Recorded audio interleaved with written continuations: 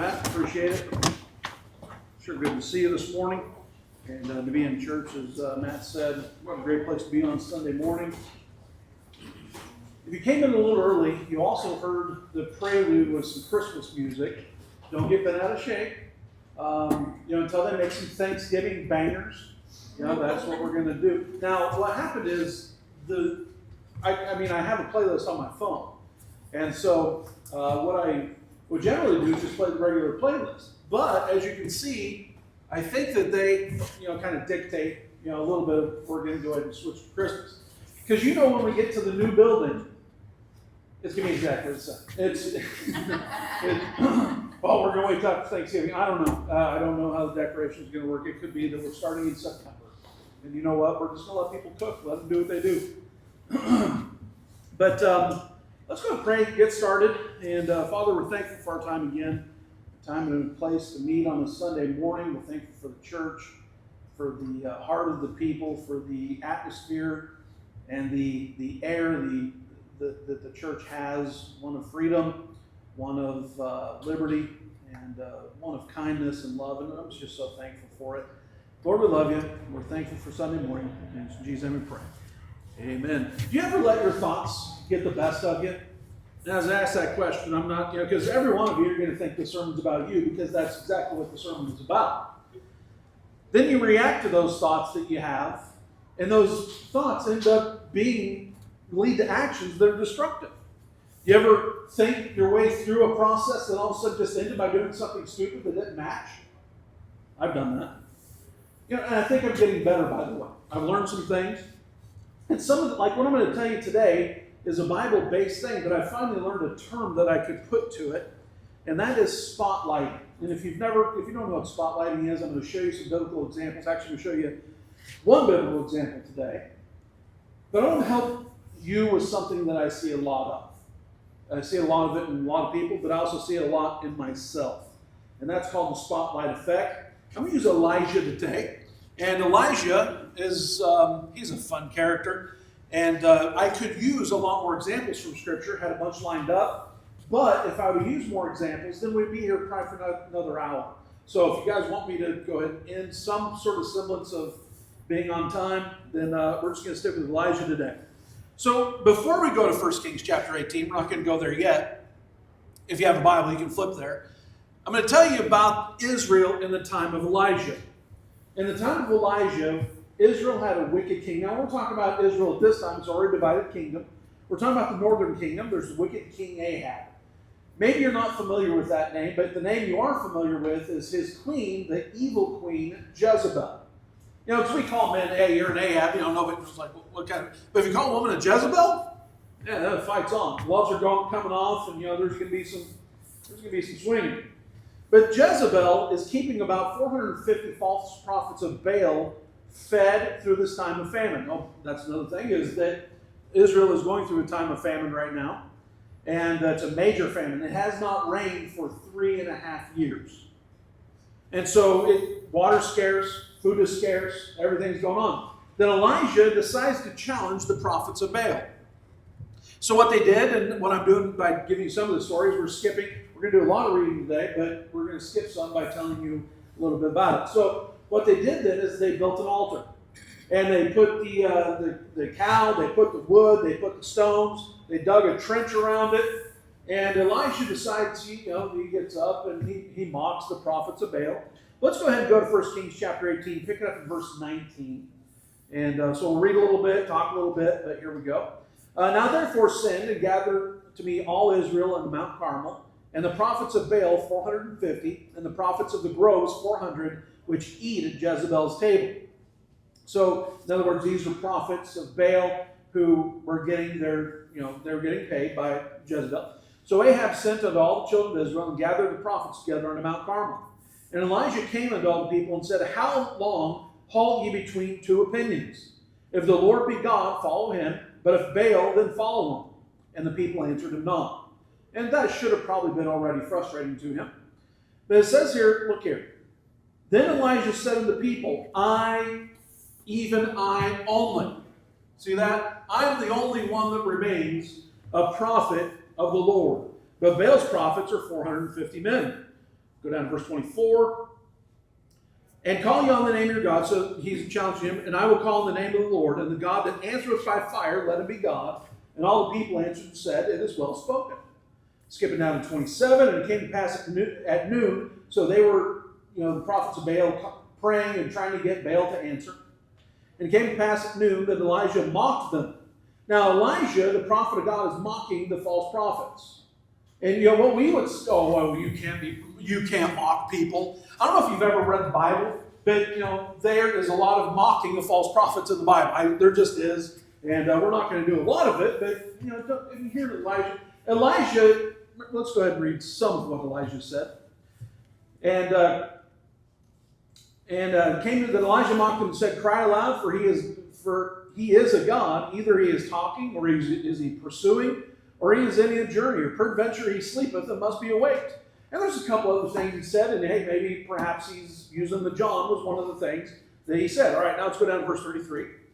And so, and through this, you also find the prophets of Baal, they were praying, they were dancing, they were cutting each other, they were trying to, do their best to summon their God. Verse 33. And he put the wood in order, and cut the bullock in pieces, and laid him on the wood, and said, Fill 4 barrels with water. Now you see, 4 barrels of water. For us, we think, just go up to the spigot, just turn that thing on, and all of a sudden we're going to pour out 4 barrels. And if it's 55 gallons, let's just round it off to 50 because I don't do mental math as well as other people. We're talking about 200 gallons of water. It has not rained for 3.5 years. Where are you finding 4 barrels? So they're getting into the reserve, and they're getting 4 barrels of water and pouring it on to make sure this thing is soaked. And poured on the burnt sacrifice and on the wood.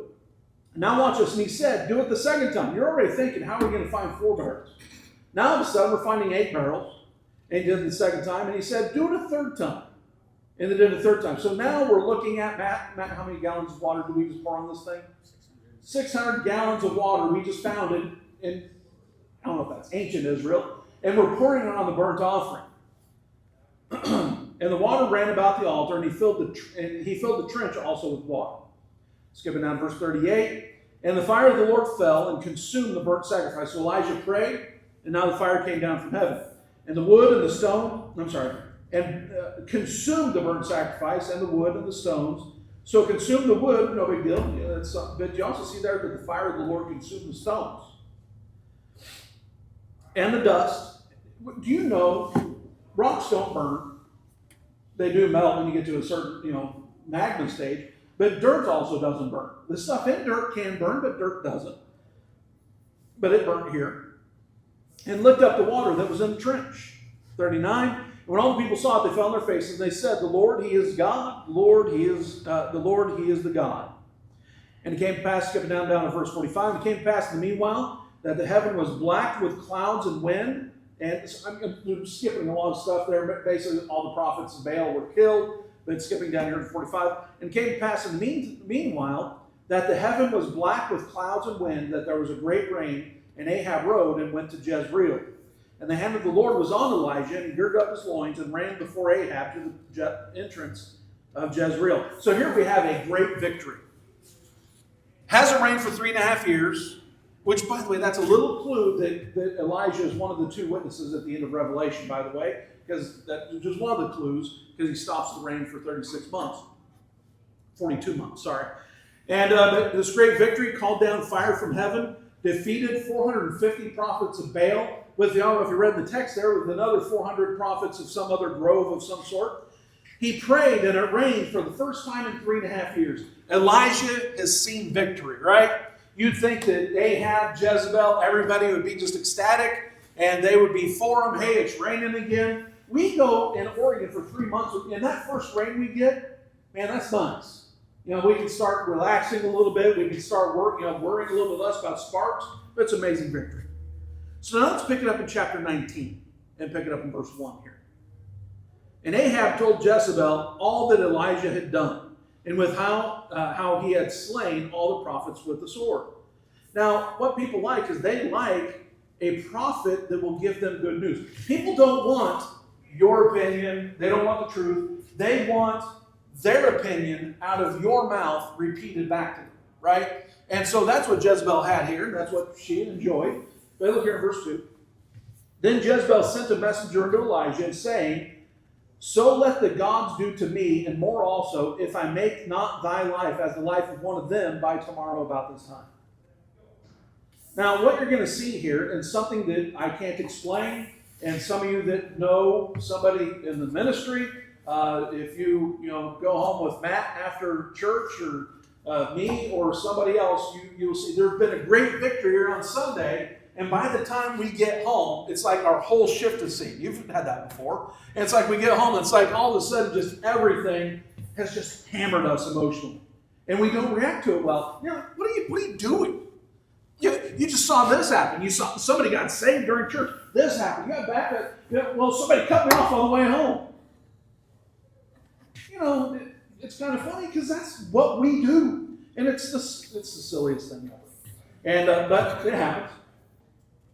And so now look at verse 3. So he has come down fire from heaven, and now a woman is threatened to kill him. And when he saw that, he arose and went for his life and came to Beersheba.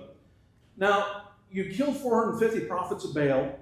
God sent fire down from heaven, and you're running from a queen, which belongs to Judah, and left his servant there. But he himself went a day's journey into the wilderness and came and sat down under a juniper tree. And he requested for himself that he might die. You ever done that? Get somewhere? Oh, I'm just done. And he said, It is enough for now, O Lord, take away my life, for I'm not better than my fathers. We have it so good, but yet we get somewhere and we just, depression and all this hits, and you and I look at this, we think, oh, that's silly. But you and I do the same thing. Where are we at? Verse 5. And as he lay and slept, and which, by the way, right there, slept under a juniper tree. Sleep goes a long way when something like this is going on. Now, not too much sleep, not something, when I say too much sleep, I'll never judge you for taking a nap. I'll never judge you for anything when it comes to sleep. I love a good nap. And, but, as you see here, then he laid and slept under a tree, and behold, an angel touched him and said unto him, Arise and eat. Sometimes that's the other thing to eat. Have you eaten recently? You need a nap. You need a snack. Sometimes you need those things. And he looked, and behold, there was a cake baking on the coals, and a cruse of water at his head. And he did eat and drink, and laid him down again. So now he got up, got a snack, got something to drink, went to the fridge, checked it out. You know how you go to the fridge, and each time you go to the fridge, your standards drop a little bit more. Yeah. But you go to the fridge, and you're like, I don't really want to have carrots is the only thing we have. Then you come back again, and you're like, well, there's carrots. What can I dip the carrots in? Because you can't eat carrots by themselves. There's nothing to dip carrots in. Then you go back, sit down, and then you come back, and then go find a carrot. Right? Nobody else does that? Okay. It's just about learning how to lower your standards, and you lower them until finally you're getting a carrot. Where are we? Verse 7? Yeah, let's go to verse 7 now.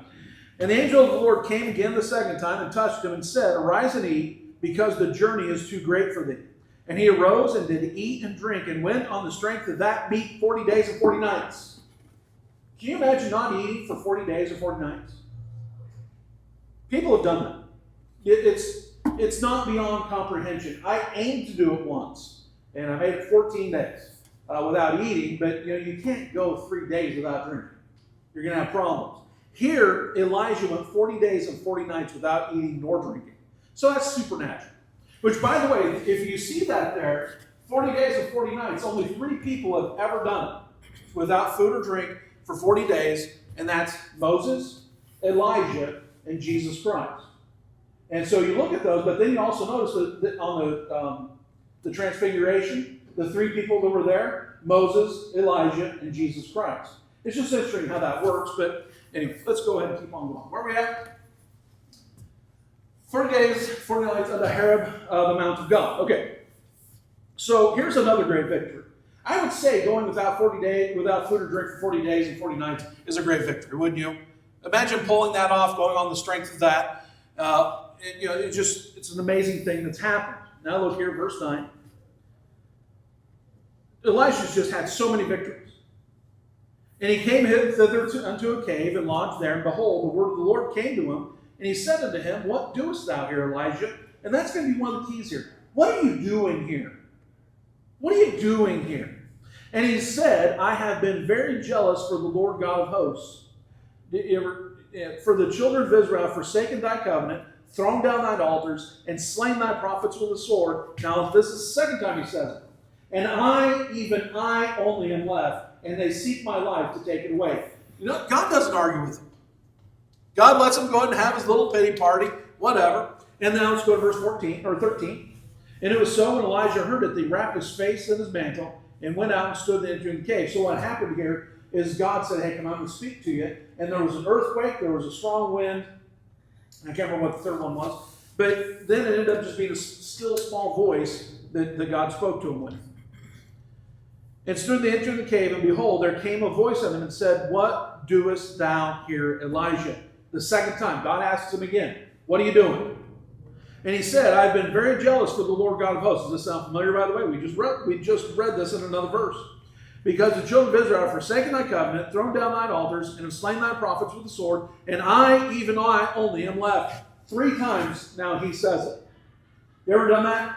You repeated something so many times in your head that now it just becomes natural for you to say it out your mouth. I've done that. I'm not preaching. You done, bro. That's preaching to me right there. You repeat something enough in your head and in your heart that it just kind of comes out natural. And that's exactly what Elisha did here. He kept repeating. He was thinking. He wasn't thinking about the right things. He was just moping. He's had great victories, and hey, even I only am left. I'm completely alone out here. All right, let's go to verse 15. And the Lord said unto him, now notice this, God does not reason with him. The Lord does not look at him and say, now wait, Elijah, you have it so good. No, let's see what God did. And the Lord said to him, go, return on the way of the wilderness to Damascus, and when thou comest, anoint Hazael to be king over Syria. And Jehu the son of Nimshi shalt thou anoint be king over Israel, and Elisha the son of that guy shalt thou anoint to be prophet in thy room. God doesn't reason with them. But then look, the only thing that God says here, now, verse 18, yet have I left me 7,000 in Israel. God looks at Elijah and says, you know what? You just need to zip it.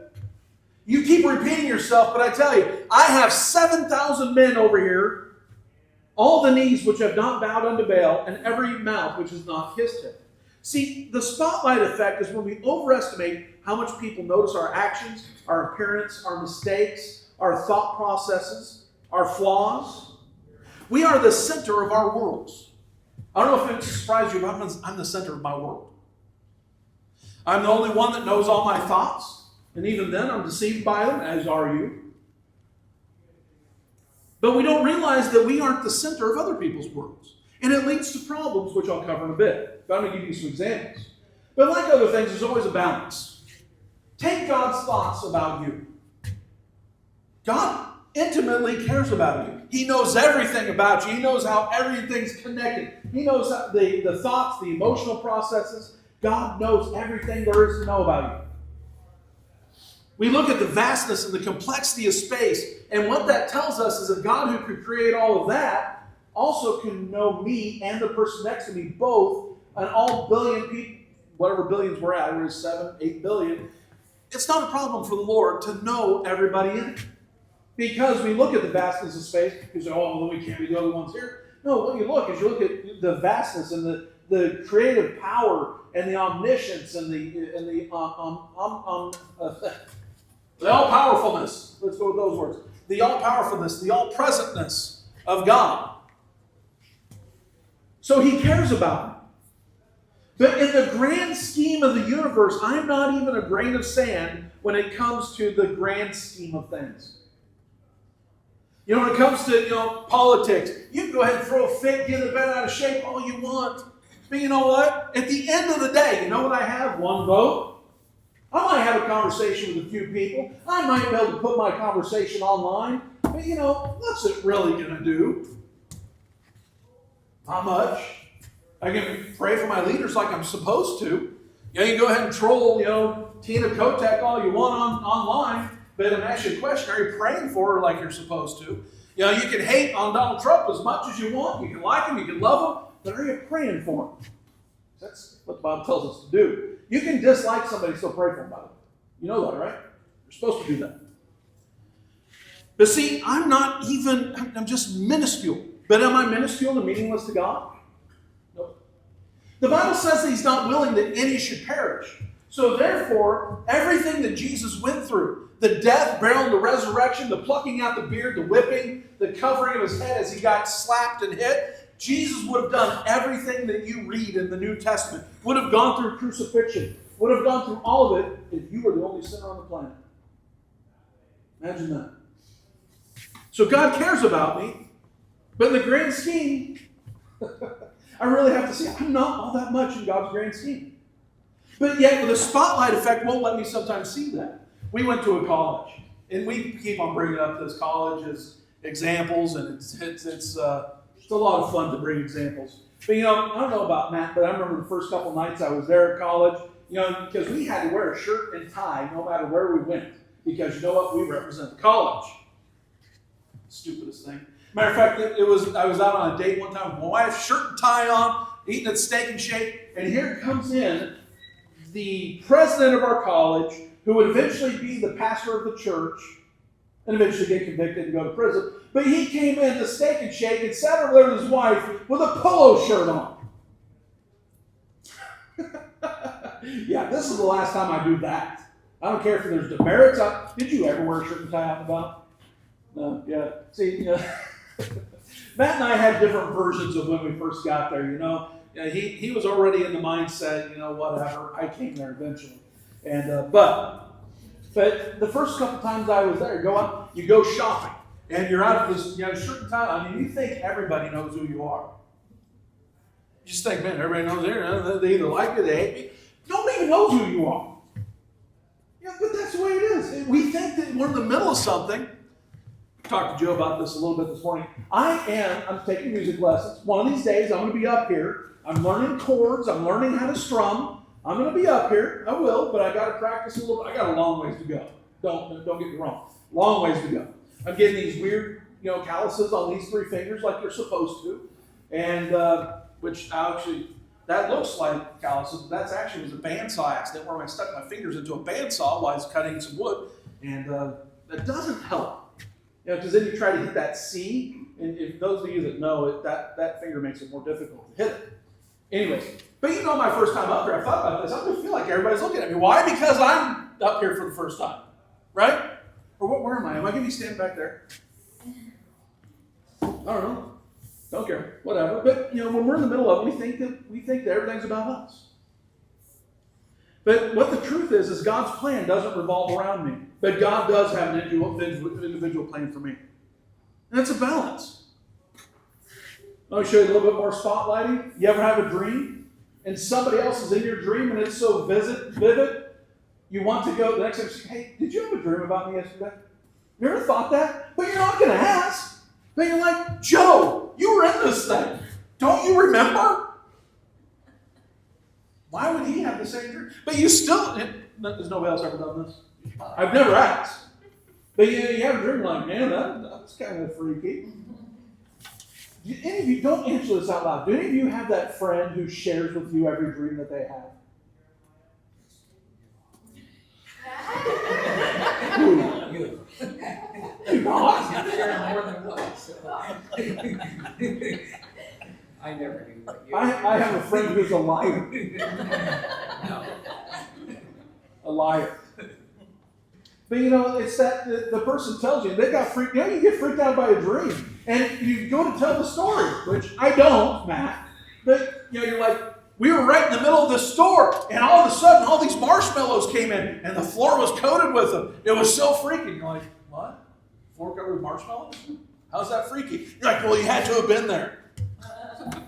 I wasn't. Okay, you can quit telling me about your dream now. And that's what we do. How about driving? Let's go ahead and bring this back home. How about driving? I just drove back from California yesterday. People camping out in the left lane. I don't know why they do it. And, here I was going into it. I'm thinking, you know what? I'm going to drive a reasonable speed the entire time. I'm going to put my cruise at, say, something like 70. But even going down to California at 70, you're going to get killed. You're going to get rear-ended. So here I am in my Corolla, just punching up. I'm still always using a bird dog, and that adaptive cruise to the car in front of you. Always find the fastest. Never be the fastest person on the street. Put on Waze. It'll tell you where the police officers are, so you can wave on the way by, not so you can speed by. I appreciate your service, but you never be the fastest guy. But when somebody cuts you off, you think, you know what? They are personally attacking me. You're like, I got to show this guy. Somebody pulls out in front of you. And then we think it's all about us, so we take it personal. Was it personal? No. 9 times out of 10, that person is not paying attention at all. Pulls out in front of traffic. I'm driving down here. There's so many sermon illustrations I can use from 126. The other day I'm just driving along happily, and this woman in this white New Beetle pulls out like I'm not even there. I'm doing 60 miles an hour. I've got to where now 60 is just my zone on 126. I'm not a speed demon. By the way, if you drive my car and you say, I thought you did 60, I set my speedometer at 62, and I know by radar and by GPS that my speedometer is 2 miles an hour. So just so you know. But they pull out in front of me like, what in the world are you doing? So you take offense at it. She didn't know what she was doing. Didn't have a clue. But I took it personally because I figured that her whole focus was to ruin my day. That spotlight. But what we do is we end up taking things personally because we think everyone else is focused on us. And it turns out they're focused on themselves and their own problems.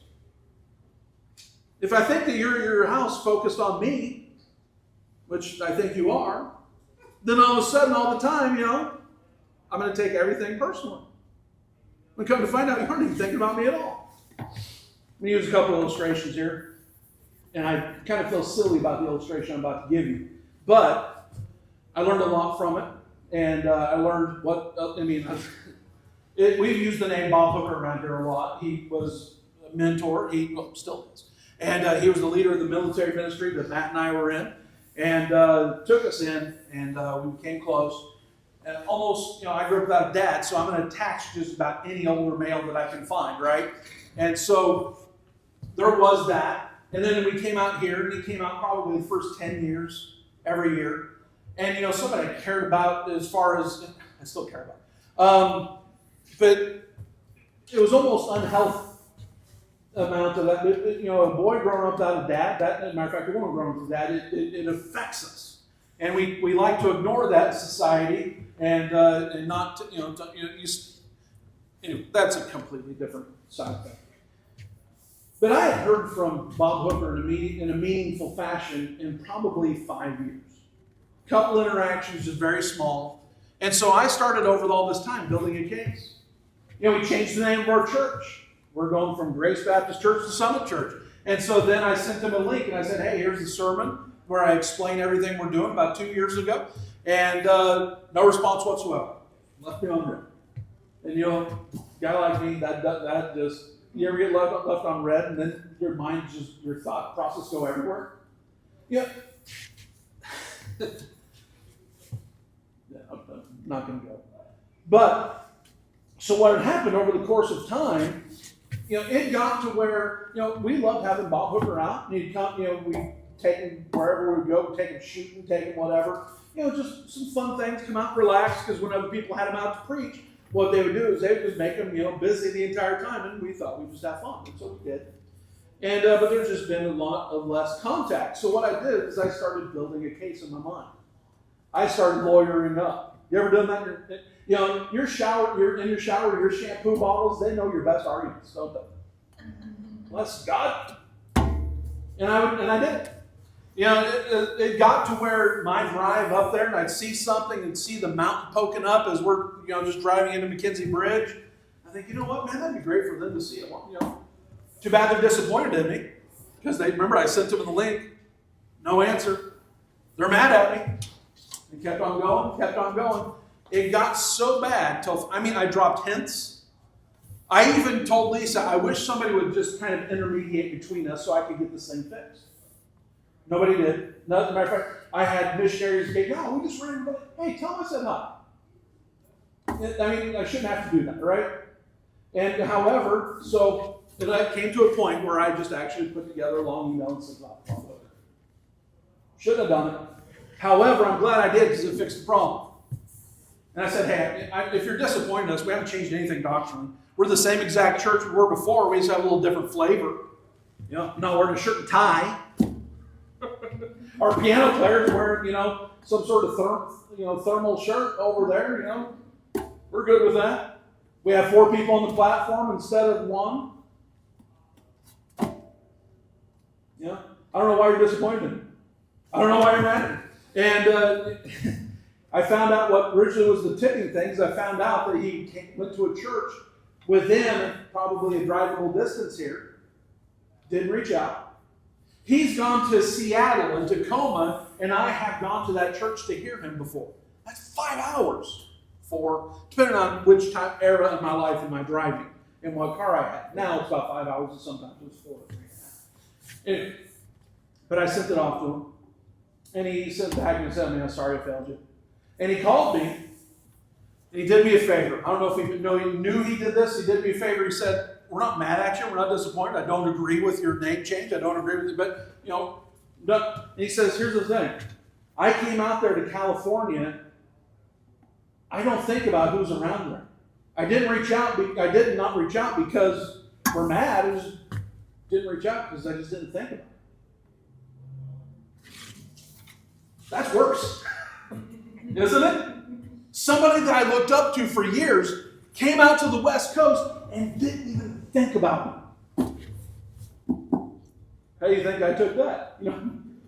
At first I was like, "Oh man, that's awesome, man. Let's get back in contact with him." The more I thought about it, I was like, wait, you don't even think about me. And honestly, it was a gift. It really was a gift, because now it's just like, I'm done. I get done with being this emotional chain that I had that may have even sometimes been unhealthy. But what brought that about? Spotlighting. Thinking that somebody's off plotting and everything against me. They're not. Do you have someone in your life who's thoughtful? And you think about people in the room. Think about it. I have people in my life that are thoughtful and reach out and watch out for me, and I appreciate it. But those are the people who always think about others. And when those people are around, you got to watch out for that and trying to be more thoughtful for them, because what happens is they are thinking about you, and that's why they're thoughtful. And then if you don't think about them or do something backwards or something else, then they can take it personally and become easily offended by that because you weren't thoughtful. If you show gratitude towards someone who's thoughtful themselves, they'll charge health with a half-filled squirt gun for you if you'll just say thank you. But what the spotlighting does is it manifests itself in other parts of our lives. It brings about 2 other cognitive biases, and cognitive biases when we're not thinking right. And these biases are not based in truth. All right, let's cover these 2 things first. Oh, did I not put this on the sheet? I guess I didn't. Did I not put false consensus effect? I did not. Okay, so if you want to jot that down, or remember all these are going to be on YouTube, but remember, false consensus effect. Now, what I'm about to show you are 2 sides of the same coin. Spotlighting will lead you to either one of these, and sometimes both at the same time. And so if you ever have a conversation with somebody who's bad at spotlighting, both of these can be in the same conversation. The false consensus effect causes people to overestimate the extent to which other people share their beliefs and views. Have you ever caught yourself saying, well, everybody thinks this. Everybody's saying this. And we have to stop and think, no, they're not. No, they're not. Elections prove this. You come into an election, you think, man, it's going to be a blue wave. Man, it's going to be a red wave. Everybody's thinking, and come to find out it's not. But then instead of actually saying that's what happened, well, the election was rigged. Everybody's cheating, which they could be, by the way. I do believe that there's a lot of malfeasance when it comes to elections, but I think it's on both. Anyways, that's neither here nor there. I was shopping with Lisa yesterday at Mount Shasta City, California, and nice little shops in there. If you ever go where there's something about shops, you ladies love shops. I don't get it. It's all the same knickknacks in every one of them. It's all the same candles. But, so what this one woman, we came in there, came up and started talking about everything on this table. Now, I just want you to know everything on this table is 50% off. It started going through all the things that they had because, you know, it's a little more fallish. But, you know, these squirrels aren't 50% off. Oh, these things right here aren't 50% off. Oh, and this here, everything else on the table. Well, except for that. That's not 50% off either. Okay, thank you. Let me continue shopping. And so we went around, you know, bought nothing in that one, so I was pleased about that. Go around the corner, come back, and go into an Ace Hardware store, which has somehow turned into a shop. And so over there was not fall, but there was Thanksgiving things. And the woman came up to us and said, hey, everything on this table is 50% off if it's Thanksgiving thing. And I kid you not, she said, well, except for the squirrels, except for this, except for that and that. Yes. And so as she walked off, you know what Lisa said? She sounded like me. Why don't they just leave me alone? I just want to come here and shop, which I say all the time. Just leave me alone. If you ever look at me and you don't see me wearing a shirt that says something like some joke, if you buy me a shirt that's a joke, it's going to be a work shirt. I'm not going to wear it out and about because the minute you wear that shirt out, everybody thinks you're their friend. I don't wear a shirt so that I can make friends. Do any of you own Jeeps? Don't buy a Jeep. I own a Jeep, and there's something about the Jeep community.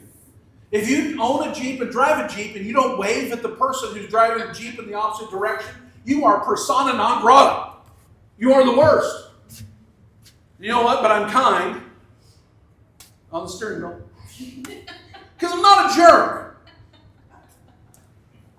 But you know, they have this other thing they do.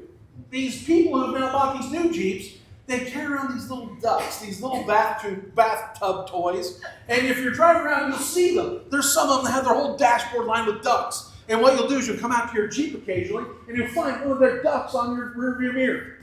And a little note that says, you've been ducked.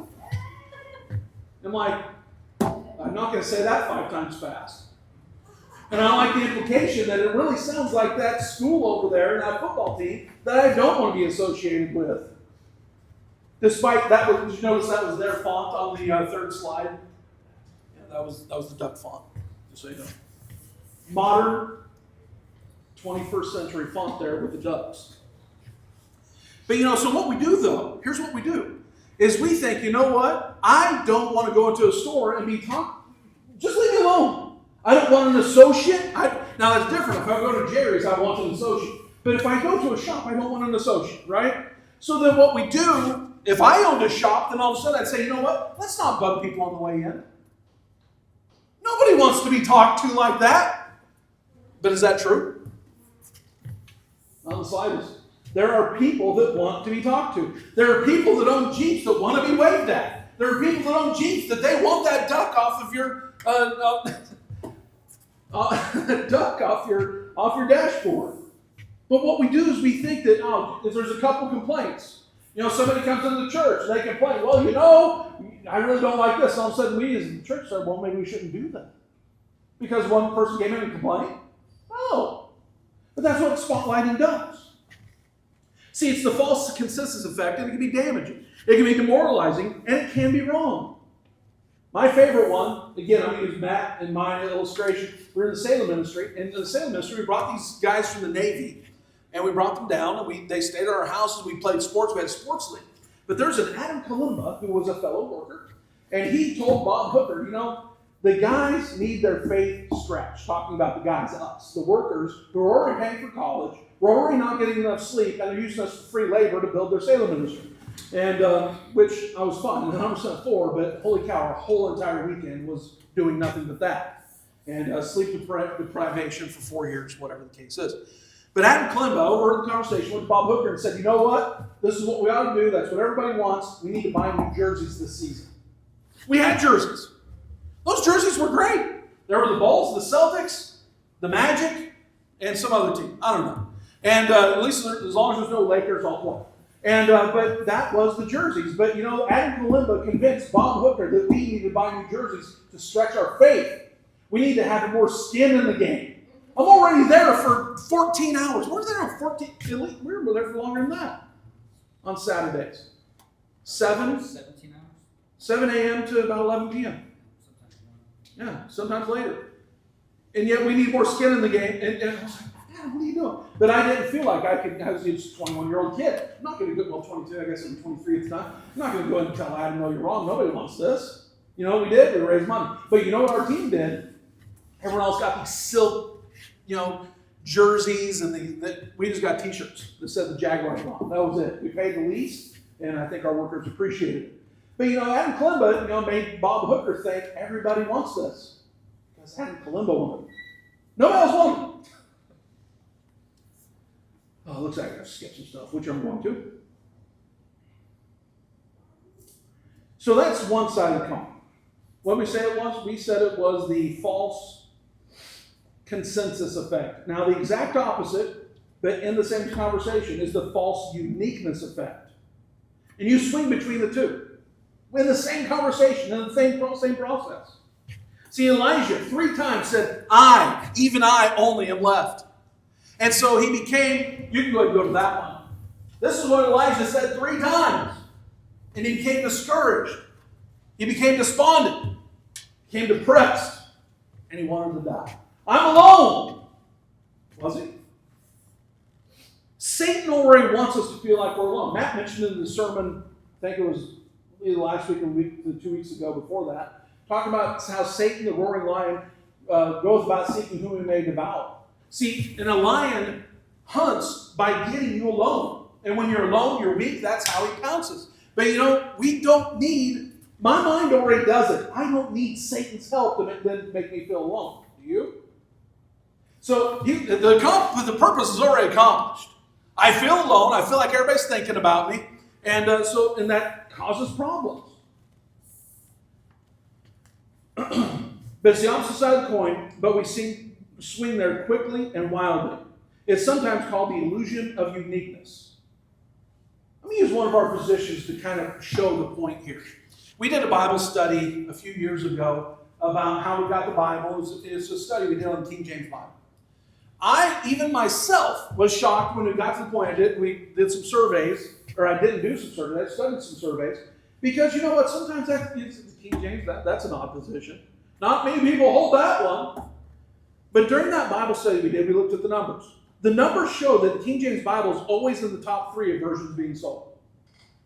Did you know that? I remember doing the Bible study, and I was shocked by that. I figured it would have been maybe number 10, number 11. Carrying out the bottom somewhere. No, it's always in the top 3. Oh. Maybe I'm not as alone on this as I thought. And then the further we got into it, the survey showed that if anyone was actually reading and studying their Bibles, actually, not devotions, not one verse from the Bible and it's, Spurgeon's for the rest of the thing, actually reading and studying their Bible, more than likely, they were using a King James Bible. And I was shocked. I thought, here I am, this position, I'm the only one that holds this. Well, that's not the case anyway, we know that. But no, it's actually kind of widespread, just that you don't hear about it, because when you hear about it, people attack you. By the way, there's a lot of that in politics too. So there are these are both two sides of the same coin. It's called spotlighting. So what we do is overestimate our value in others' opinions. And it causes a lot of problems. Imagine looking at God and saying, I am the only one left. God, you can't pull any of this off without me. I'm the only one here. I'm all that's left. Or, I'm the only one that's left. Now, where it causes problems. Matt and I have had this conversation. Matt triggers me. But I'm responsible for my own triggers, right? By the way, I trigger Matt. You know how I trigger Matt? Well, sometimes switching out the fonts, and then, he didn't enjoy that at all. But that's okay. I enjoyed it. I had a good chuckle. You know how you trigger Matt? You have a conversation about money, about taxes, and you tell him, I don't know. Right? His eye right here starts kind of shaking underneath. So I was talking about, how I'm going to have, taxes at the end of the year. We always have this conversation about taxes because we are intertwined. I get K1s. And I feign like I'm upset about them, but whatever. I get K1s. You have a K1, that means you're involved in something. It's a good thing. But so I was talking about, withholdings that we have. He's like, well, how much gets withheld per paycheck? I don't know. Matt's like, The eyes twitching. Okay, so how much did you pay last year? I don't know. It was like 3,000, 1,300. I don't know. It's like, well, those are vastly different numbers. Well, what do you think you're going to make this year? Well, Lisa and I both have some part-time jobs too. I don't know.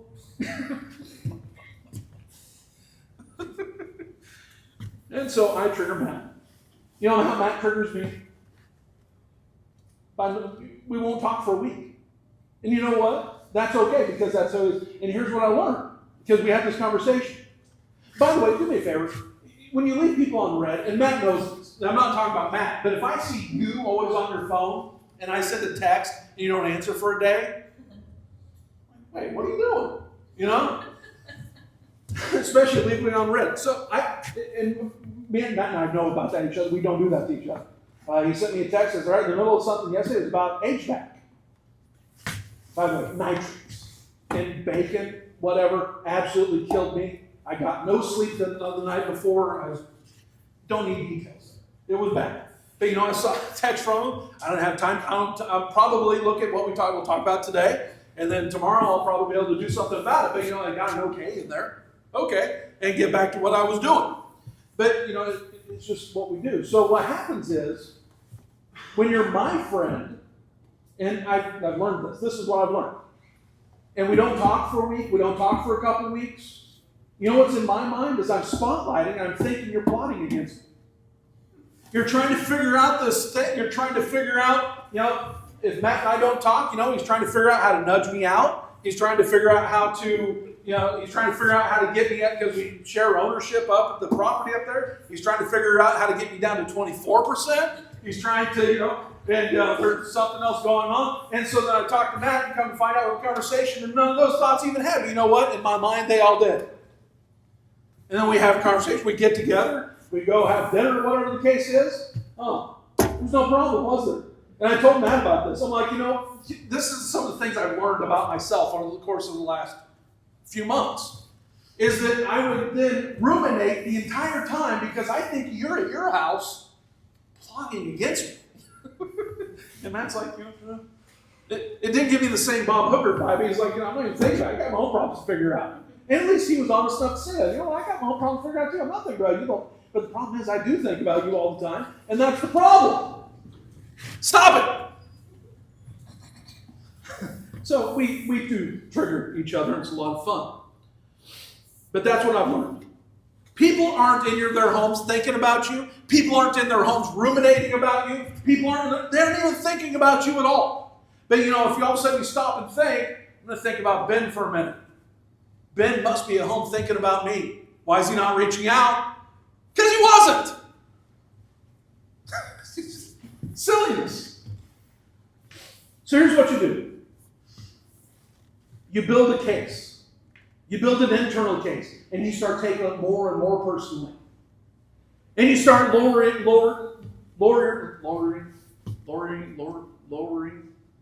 lawyer, plus ing, lawyering up. Yeah.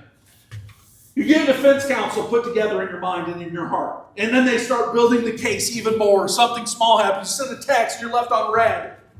And then something else happens, and then you start remembering something that happened 2 years ago. I knew this was going to happen, and then it just starts to build, and it starts to build, and it starts to build. And the other person's at their house not even thinking about it. They're just over there probably dozing off, taking a nap, and trying to stay awake while they're watching Friends.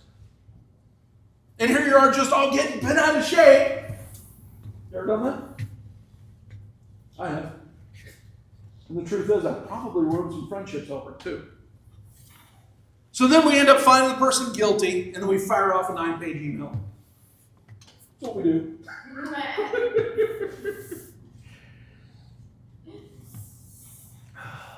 We're 4 minutes over right now, but don't worry.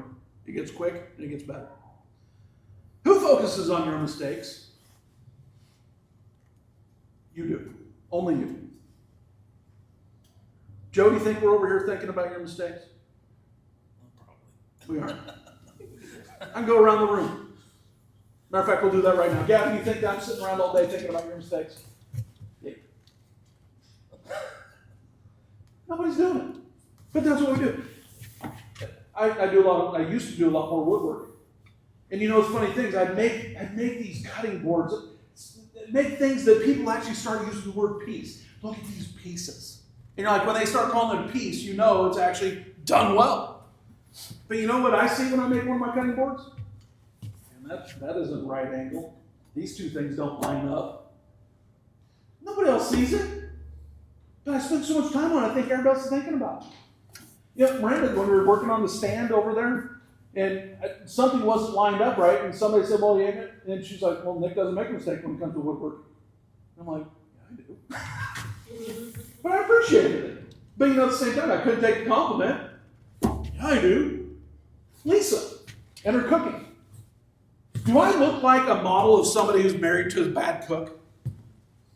I've gotten better with my portion controls. I've gotten better about what I eat. Oh, holy cow, she makes it difficult. You know, and you all know it. If she's ever brought you some sort of treat, you're like, I try. I fail. We both work part-time at a resort up there. And the person in charge said, you know what we ought to do for Christmas? Everybody bring in your own snacks. Everybody bring in a Christmas goodie of some sort. And within 30 seconds of that being said, everybody agreed. They said, just need to bring a bunch of snacks. Hang it.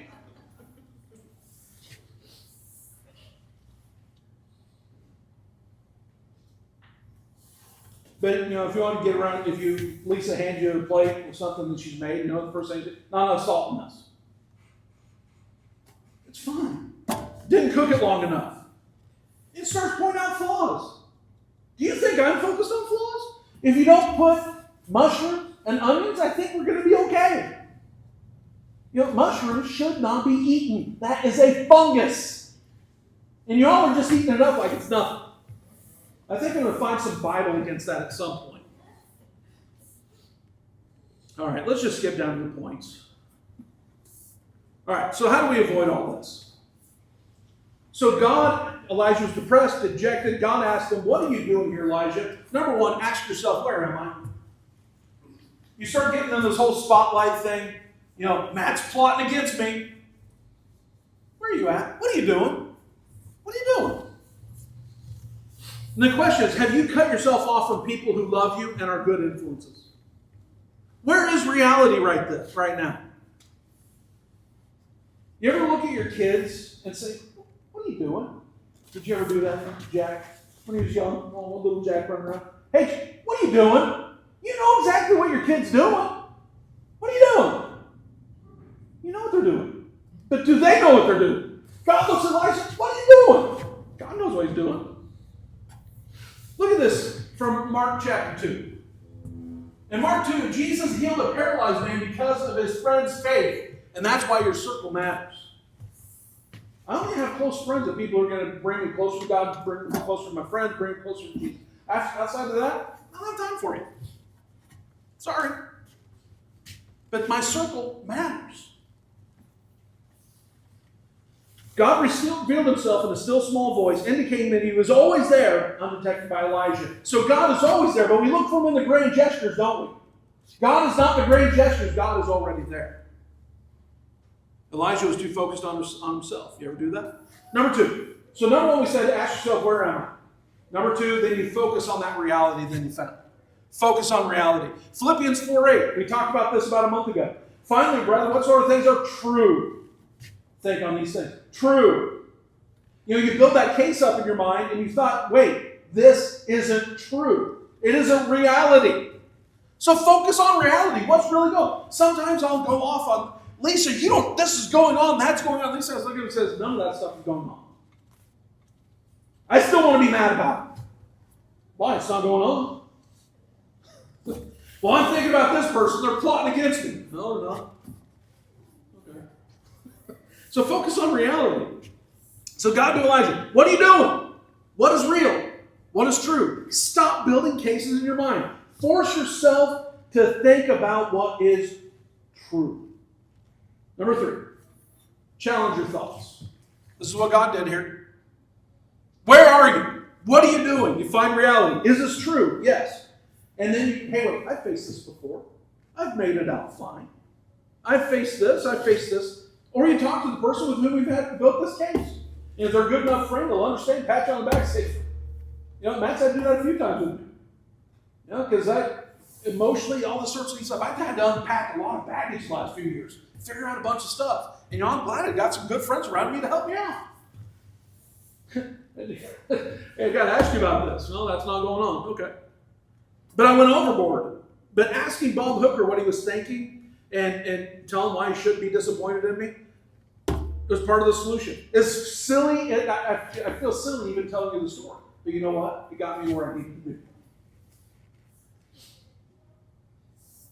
Elijah repeated himself twice to the Lord, or actually 3 times. Everyone's out to get me. It's the wrong thinking. But he thought it so much that he was able to repeat it word for word 2 times in a row, the same verse. But you notice that God did try to reason with Elijah. So the number 4, here's what God did. Do your thing. Your purpose is important. Your tasks are important. Your schedule is important. And then you get off, especially when you go to the holidays. Some of you are affected by the darkness. You go outside and it's dark at 5 o'clock. You get all depressed. Keep your schedule. For me, it doesn't bother me. When it gets dark and it's foggy, I enjoy it. I love it. But, some people it doesn't. There's seasonal depression.